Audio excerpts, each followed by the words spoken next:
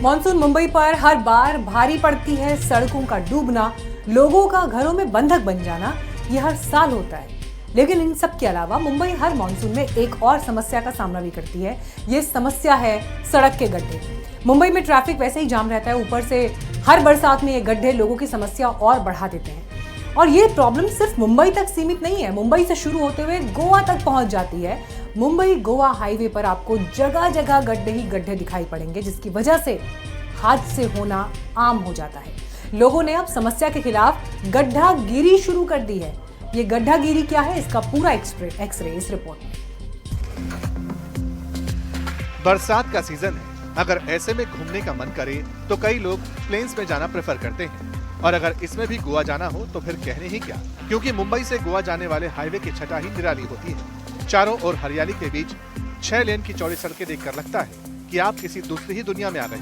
लेकिन वक्त बीतने के साथ ये हाईवे भी सरकारी उदासीनता का शिकार हो रहे हैं। तस्वीरें देखिए, मुंबई से करीब 235 किलोमीटर दूर रत्नागिरी जिले के चिपलूण में मुंबई गोवा हाईवे का यह हाल था। हाईवे में जहां देखो वहां गड्ढे बने हुए हैं। इसकी वजह से यहां दुर्घटनाओं की आशंका काफी बढ़ गई। ट्रैवल इन्फ्लुएंसर चिराग मोरे ने 4 दिन पहले ड्रोन से इस हाईवे का हवाई जायजा लिया। खबरों के मुताबिक हाईवे पर बने इन गड्ढों को भरने का काम शुरू हो चुका है। वैसे इससे पहले इस मुद्दे पर रत्नागिरी में लोगों ने विरोध प्रदर्शन भी किए। सरकार से कहा कि वो लोगों की जान से खेलना बंद करें। मराठी पत्रकार परिषद की ओर से भी प्रोटेस्ट किए गए।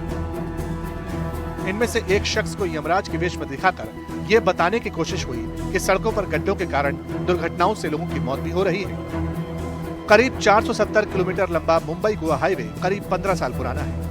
इस हाईवे का ज्यादातर हिस्सा महाराष्ट्र में है, जो 3 जिलों रायगढ़, रत्नागिरी और सिंधुदुर्ग से गुजरता है। इसमें कुछ हिस्सों को तैयार करने का काम अभी चल रहा है।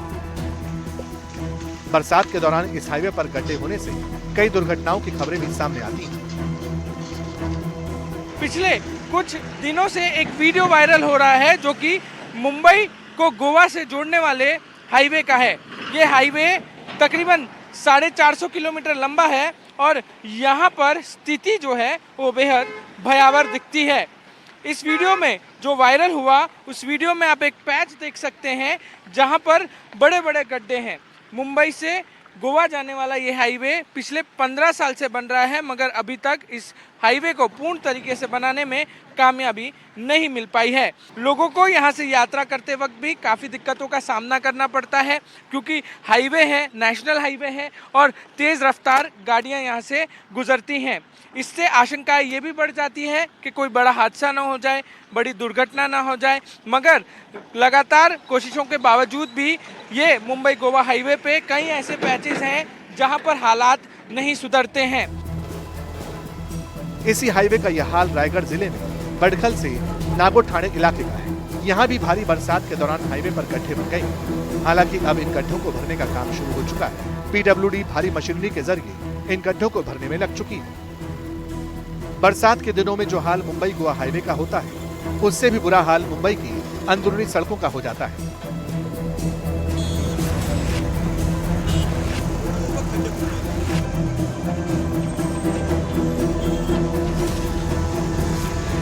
हैवी ट्रैफिक के कारण पहले ही मुंबई की सड़कों पर जाम लगा रहता है। ऊपर से बरसात में सड़कों पर बने गड्ढे इस आफत को और बड़ा कर देते हैं। मुंबई में सड़कों का जाल करीब 2000 किलोमीटर है। बीएमसी को 1 जून से 20 अगस्त तक 10,803 गड्ढों से जुड़ी शिकायतें मिली, लेकिन बीते 5 दिनों में 2,135 नए गड्ढों की शिकायतें मिली। गड्ढों से जुड़ी शिकायत को दर्ज करने के लिए बीएमसी ने माई पॉटहोल क्विक फिक्स नाम का ऐप बनाया। इस ऐप पर भी अब तक इस साल कुल 8,695 शिकायतें दर्ज हुई। पवई, बांद्रा, अंधेरी, जुहू, ओशिवारा जैसे इलाकों में सबसे ज्यादा शिकायतें आ रही हैं। बीएमसी के मुताबिक शिकायत मिलने के बाद 24 से 48 घंटे के भीतर गड्ढों को भर दिया जाता है। सड़क मरम्मत के लिए बीएमसी ने इस साल 154 करोड़ रुपए का फंड रखा है। मुंबई में सड़कों पर गड्ढों का यह मुद्दा इतना गंभीर है कि इसे लेकर सियासत भी खूब होती है। बुधवार को ही एमएनएस के अध्यक्ष राज ठाकरे ने इस सिलसिले में सीएम देवेंद्र फडणवीस से बात की। उन्होंने कहा कि मुंबई में ट्रैफिक का हाल बहुत खराब है, जो आने वाली गणेश चतुर्थी के दौरान और भी खराब हो सकता है। मुंबई में सड़कों के रखरखाव की जिम्मेदारी बीएमसी के पास है। इस काम के लिए इस साल 154 करोड़ रुपए रखे गए हैं, जो पिछले साल के 205 करोड़ रुपए से करीब 25% कम है। Bureau report, NDTV India.